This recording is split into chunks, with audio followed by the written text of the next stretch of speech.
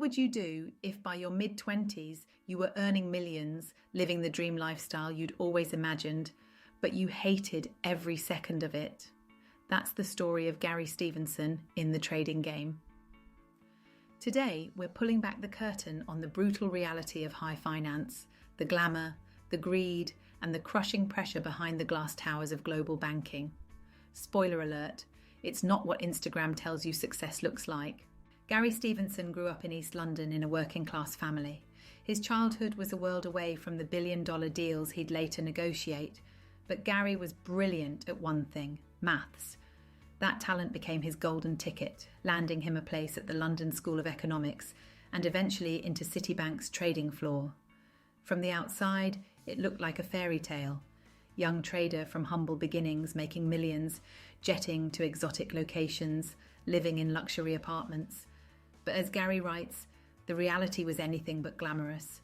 Behind the spreadsheets and billion-dollar bets was a culture of relentless competition, obsession with money, and an unspoken rule: never show weakness. This book is more than a memoir.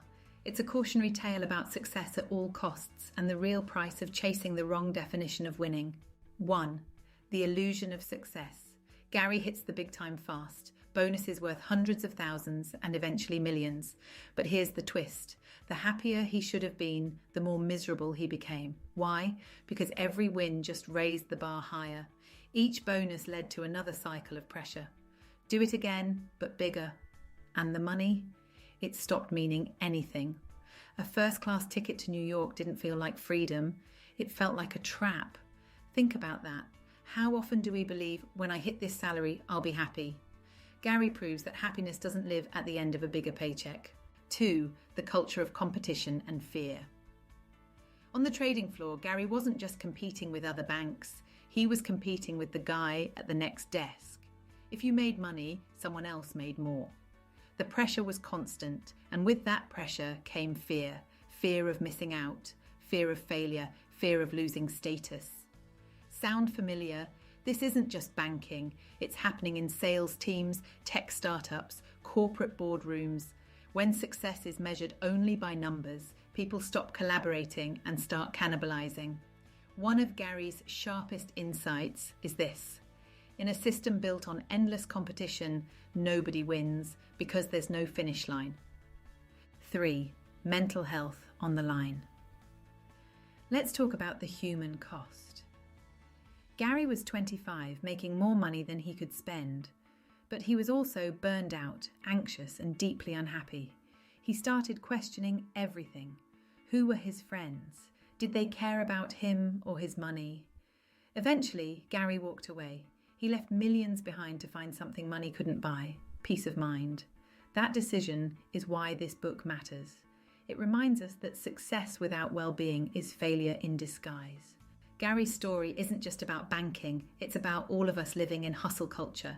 Entrepreneurs, leaders, and professionals chasing the next milestone, thinking it will bring happiness. Spoiler, it doesn't.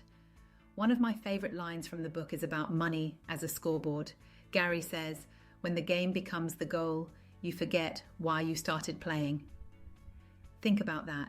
How many of us are playing games, career games, social media games, without asking why? Here are 3 questions inspired by Gary's story that I want you to reflect on. What does success really mean to me? Am I working for freedom or for a scoreboard I didn't choose? If I had everything I think I want, would I actually be happy? These aren't easy questions, but answering them might save you from running a race you never wanted to enter. If you want a brutally honest, behind-the-scenes look at the world of money, status, and what happens when you win the wrong game, read The Trading Game. It's gripping, it's raw, and it just might make you rethink your own definition of success. Now, I'd love to hear from you. Would you trade happiness for money if it meant living Gary's life? Drop your thoughts in the comments. And if you enjoyed this summary, share it with someone who needs to hear this message. Don't forget to subscribe to the Business Book Club for more insights like this. And remember, the best investment you can make is in yourself, not just your bank account.